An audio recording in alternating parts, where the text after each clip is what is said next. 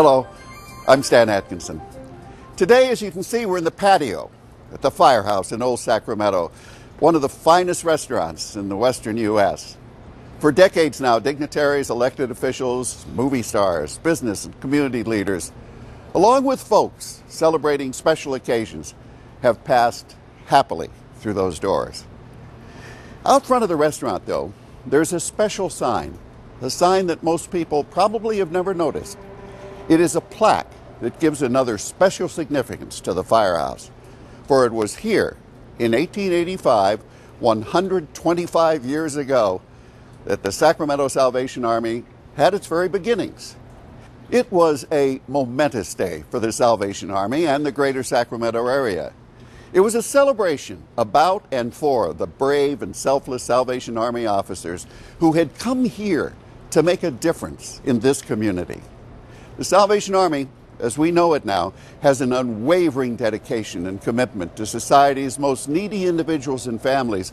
And while the Army today is a vital, respected part of the community, well, the times were a little different back in 1885.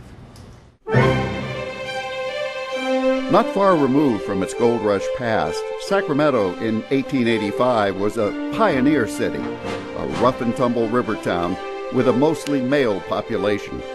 There was an incredible amount of drunkenness in Sacramento, particularly from the miners coming into town, and there were houses of prostitution all downtown in Sacramento, so it was a rough time.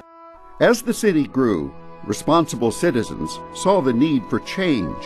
There were a group of people that called themselves the Pacific Holiness Association that became aware of the Salvation Army in the UK. And so they contacted the founder of the Salvation Army, General William Booth, and said, why don't you start on the West Coast? And in 1885, the first Salvation Army officer, his name was Millsaps, John Millsaps, he started a Salvation Army Corps, as we call it. The ministry provided gatherings for those seeking positive changes in their lives. The Army recruited cadets, visited prisoners in jail, and gathered food for the needy. It was a tough time at that time to be a Salvationist, to be a Salvation Army officer of any kind. The officers got no money. They had to generate all their own funds. Funds were very difficult to come by. They had difficulty buying food because they didn't have enough money. There are some reports, actually, that when the Salvation Army was started here, they would go out in the streets and people would throw rotten vegetables at them, and they would actually pick up those vegetables, and that was the food that they had. But conditions improved as the Army's good works transformed the community. Over a period of time, they went from an organization which faced a great deal of hostility to an organization that became very well respected. Many of these people came into a relationship with the Salvation Army and into a relationship with God and changed their lives. And that personal change brought change to the entire Sacramento region.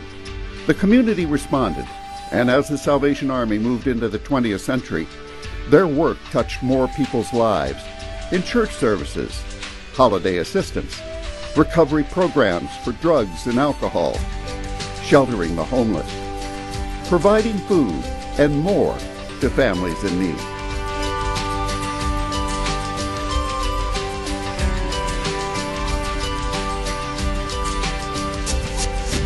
The Salvation Army, they have the resources, they have the right kind of mission, they have great volunteers.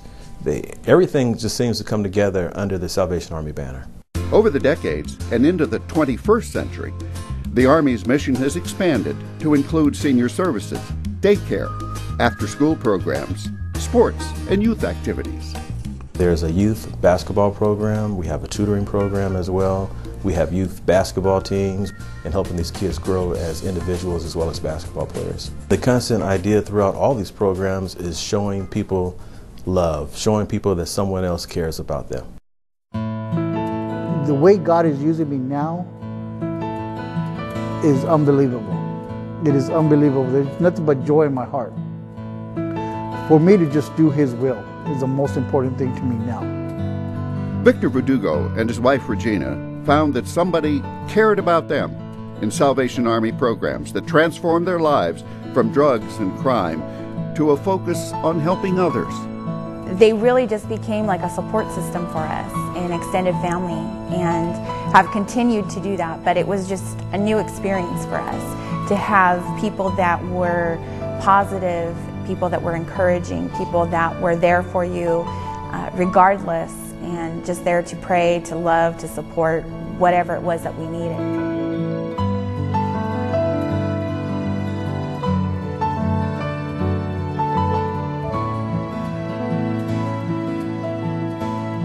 Today, Victor and Regina are helping to meet the needs of others as Salvation Army officers in training, continuing a legacy of caring that began 125 years ago. Before it was definitely night, and now it's definitely day, because I have been changed from the inside out. But it's been something that's been fostered through the Salvation Army and all the wonderful people that have poured into our lives. And the biggest difference now is, it's not about what other people can do for me, it's about what I can do for others.